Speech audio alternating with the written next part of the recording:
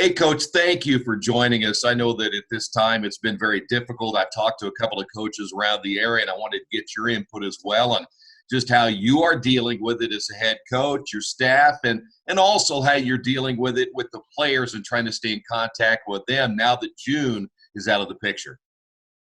Man, I tell you, there's just a lot of anxiety from myself, from my coaches, from my players, a lot of worry. Are we going to have football? And I've just been trying to tell everybody we're going to keep moving forward like we do have football. Football or no football, we need to stay in shape, keep our minds right, keep our bodies well. So we've actually been moving forward.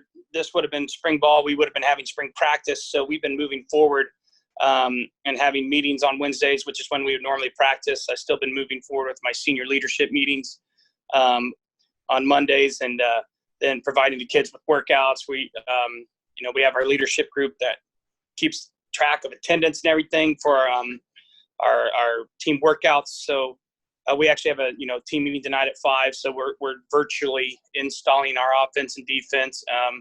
And then after we do the full team meeting, we've been breaking off and doing position meetings with each offensive and defensive coach. So we've been keeping their minds on football to the best we can, and our attendance has been great for it. The kids are, we've had over 40 at every meeting. We've got 45 technically on our roster that I know of, because it's been hard to track down a lot of the incoming freshmen. But I've been really proud of our kids and how they've been doing. I'm really proud of our seniors and their involvement in buying and keeping everybody accountable during this. And like I said, the best part of my week is when I get to meet and talk to those kids, because we don't get to see our students right now. I spend every day with these kids, and when we get to get away for an hour and just talk about football, it's great. It's the best part of the week. And I just miss them all and can't wait for 5 o'clock tonight. Have you had an indication from the players when you mentioned keeping them in shape is one thing, but keeping them mentally prepared is another thing? How difficult has it been for them to stay focused on what you need to do? It's hard to say how difficult it is, because there's just a lot of unknowns. They tell me they're doing okay. I've messaged each individual player. I kind of just go through the roster and check in on them, then go through it again and check in on them. And, some of them don't get back to you, and it worries you. And then you try to get someone to track them down and make sure they're doing okay. Because, we're talking about staying physically fit.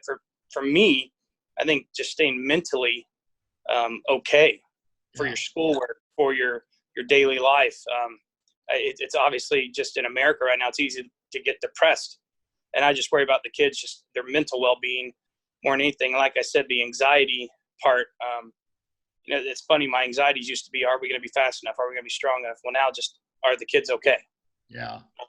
Are their families okay? And that's the communication part there, and just staying in touch with them and tracking their schoolwork's definitely been much harder than it typically is with this. So that's been the biggest part. And my assistant coaches have been great. They're staying in contact with their position groups, and we're just trying to do the best we can to help the kids mentally right now. And then, the physicality part, that's just a whole another thing. If you don't mind that, I'd love to go there too, because I kind of go through that myself. I usually go to the gym and lift and do some of the things there. I can still run, but the weather hasn't always been cooperative.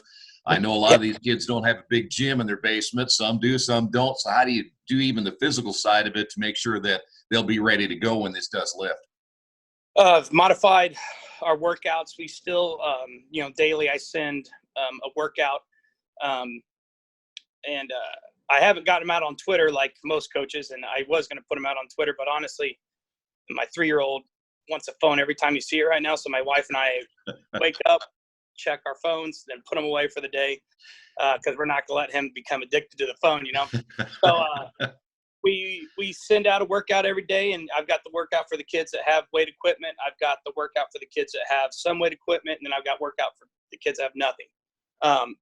And one of the main things I've been talking to kids about is I just want you to continue to work on your explosiveness, your fast twitch muscles, reactionary things. The strength will come back when we get back in the weight room. I'm not worried about you maxing out or lifting heavy right now. Just keep going through the motion. This is almost a blessing, a great time to work on and develop our mobility. And everybody can get outside and sprint. Yeah. And that's one of the things I've been telling the kids. I don't care if you lift the weight, if you're getting out and sprinting, stretching, rolling, doing the things that really help your body. It's a great time to let our bodies heal. Yeah. That's what we've been focusing on. Coach, have you had any indication yet, again, with June being gone, what will you try to do in July to try to make up for that lost time? I know that's not an easy thing to do because you really don't even know what July looks like right now.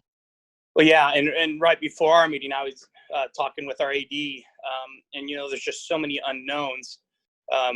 Mark Howell is just an awesome guy, great AD, and everything I asked him, it's like, we talk about our AD meetings and we don't know. Yeah. So all the football coaches, our community has been communicating a lot and talking, and basically what I've resigned to do is I'm going to treat July. I'm going to put June and July into 1 month, and we get 12 days to wear our uppers, and I'm going to use those all in July. We're going to go an extra day a week than we typically do as far as practices go. The few scrimmages we had set up in June, I've worked it out with those coaches. We moved them to July. And so June is going to be all about conditioning. And I told the kids, you're almost like a college football player now. You're being trusted to show up in shape.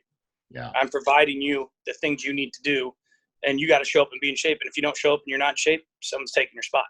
Yeah. And there's going to be accountability with that. I talked to our seniors and our leadership group about how they've got to hold each other accountable and do those things, not necessarily together in groups, but making sure the kids are doing those things. And we're going to hold Zooms in the mornings 3 days a week during June, where the kids will meet with myself and the coaching staff, and we'll basically be there putting them through it.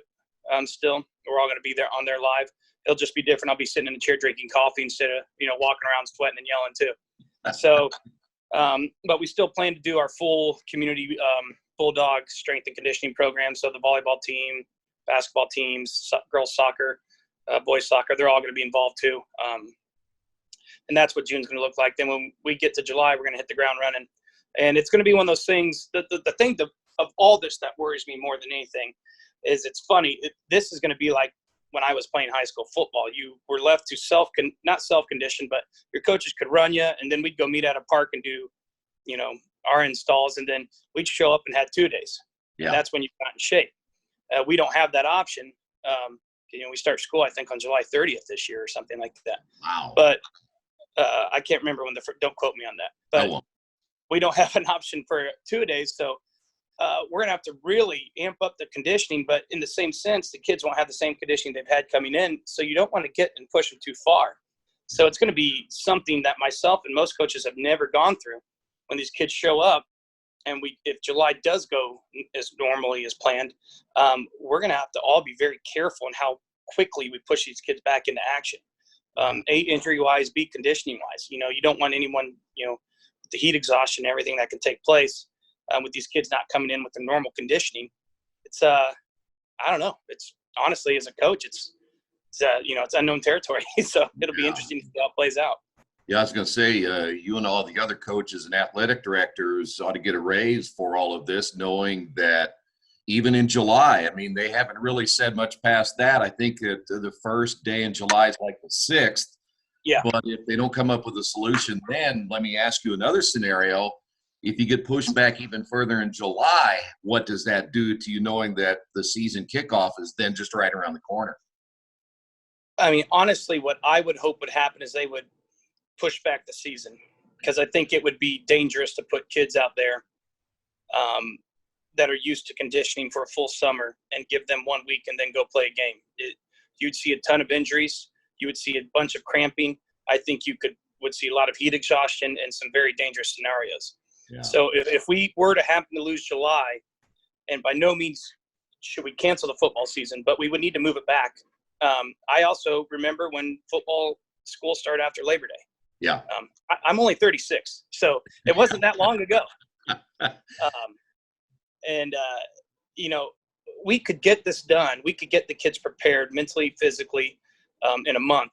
But in 2 weeks, I don't think we could. And it would worry me if we lost July and they just sent us back and said, well, you're playing games.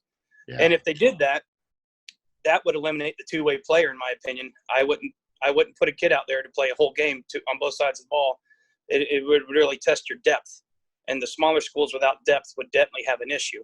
We have 50 kids. I think we could make it work, but you wouldn't have your best 11 out there all the time. It would really test other parts of the game you're not used to having to do. Are you prepared if they were to say something about no football? Because as you know, and you follow football, the NFL is concerned. College football is really concerned at this point. If kids aren't on campus, they're probably not going to let them play. Has there been some talk about if there's not high school football at all? In all of our circles, there's talk. If there's one thing I do know is that athletic budgets need football. Yeah. There would be a major issue, and I'm not saying this from an arrogant football coach. It's like everybody needs football to survive. I'm saying I know there would be a legitimate issue in athletic budgets if there were no football season. I know Illinois is looking at switching the spring and fall seasons due to lower attendance numbers at track meets, softball games, baseball games. I would rather see something like that than canceling the football season. I could tell you that this group of seniors is great, and I know we're going to be pretty darn good next year. So my wife's really worried about me and my well-being if there's no football season. But I would just keep moving forward and helping the kids and preparing them for the next season if that's what were to happen. I do think no matter how it plays out, there's a way we can make football season occur. And I can tell you that actively, us football coaches in our IFCA, the Indiana Football Coaches Association, and just in the groups that I'm involved in, we're already actively seeking ways to make it as safe as possible. And following the CDC guidelines and just seeing how it's playing out in other places right now. So I'm fully prepared to take any extra measures that it takes to make football happen. I think from a standpoint, just for the community, all these communities need football. Football is a major part of our Bulldog community, I can tell you that.